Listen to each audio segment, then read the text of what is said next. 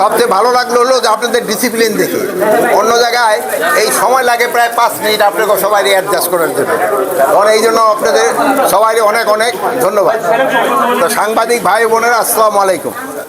আজকে আমাদের এই ফরিদপুর, মাদারীপুর, শরীয়তপুর, গোপালগঞ্জ এবং রাজবাড়ী জেলার আমাদের বিভিন্ন আইন শৃঙ্খলা ব্যাপারে একটু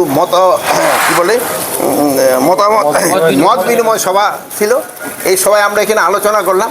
এখানকার আমি দেখলাম প্রস্তুতি খুবই ভালো এবং প্রায় প্রতিটা কেন্দ্রেই আপনার সিসিটিভি লেগে গেছে এবং আনসার যাওয়ার সাথে সাথে অ্যাপটেক সুরক্ষা অ্যাপ যেটা আছে ওইটারও ব্যবস্থা হয়ে যাবে। এখানে ড্রোনেরও ব্যবস্থা করা হয়েছে। মানে মোটামুটি আমি দেখলাম যে এখানকার প্রস্তুতি খুবই ভালো এবং যেই সব কেন্দ্রে আপনার বাউন্ডারি ওয়াল নাই, ওখানেও বাঁশ দিয়ে একটা বাউন্ডারি ওয়ালেরও ব্যবস্থা করে দেওয়া হচ্ছে। এই জন্য আমি আশা করতেছি এখানকার নির্বাচনটা খুবই উৎসবমুখর হবে, ফ্রি, ফেয়ার এবং ক্রেডিবল ইলেকশন হবে।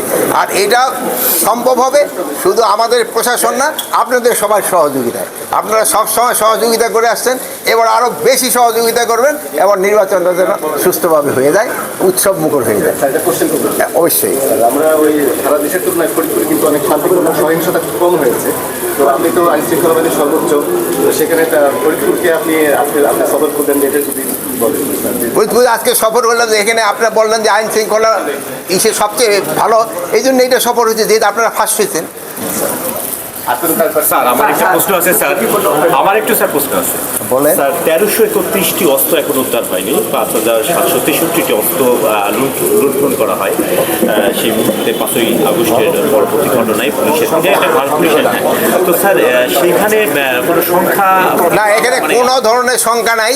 এইবার মতো যে পরিমাণ আইন শৃঙ্খলার বাহিনী নিয়োগ করা হয়েছে কোনো ইতিহাসে আপনারা দেখাইতে পারবেন আইন শৃঙ্খলা বাহিনীর কোন নিয়োগ। আরেকটা, আপনারা যেহেতু আপনারা অনেক বয়স্ক সাংবাদিকও আছেন, আপনারা আগের অন্যান্য নির্বাচনগুলি দেখেন, অন্যান্য নির্বাচনগুলিতে যেরকম সহিংসতা হতো এবার কিন্তু ওইরকম আল্লাহ দিলে এখন পর্যন্ত হয় নাই। আমরা আশা করব যে সামনে হবে না। আপনাদের সবারই এই জন্য চেষ্টা করতে হবে এবং দোয়া করতে হবে।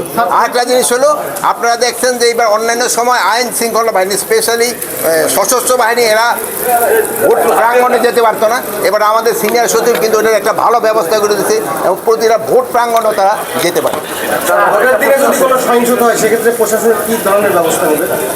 যদি কোনো রকমের সমস্যা হয় সেদিন দেখবেন যে কী ধরনের ব্যবস্থা নেয়, ওই ধরনের প্রস্তুতিগুলি নিয়ে কিন্তু এখানে আলাপ করলাম।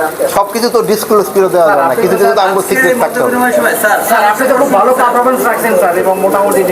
আমি যদি ভালো পারফরমেন্স রাখতাম তো আমার কুশলীটা পড়তেন না, তো আমারে তো জানাজা পড়ে দিতেন না, বলেন যে সবচেয়ে খারাপ পারফরমেন্স। আবার একটা প্রশ্ন স্যার, সেটা হচ্ছে যদি নির্বাচিত সরকার সামনে আসবে ইনশাআল্লাহ স্যার, যদি নির্বাচিত সরকার আপনাকে স্বরাষ্ট্র মন্ত্রণালয়ের দায়িত্ব অফার করে, আপনি কি ভোট করবেন কিনা? আমি এটা আপনার দিয়ে দেবো।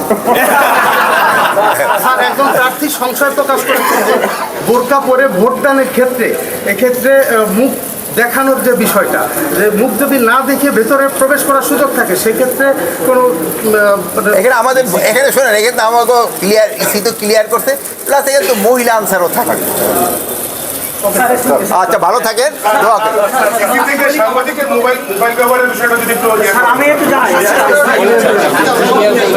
এইটা কোনো ক্ষেত্রে আপনাদের মোবাইল ব্যবহার সম্বন্ধে ইলেকশন কমিশন কিন্তু আপনাদের ক্লিয়ার করে দিচ্ছে।